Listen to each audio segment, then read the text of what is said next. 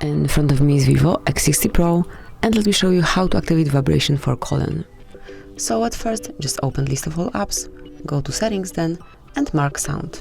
Now click on vibrate for calls, and here, as you can see, you can manage this feature.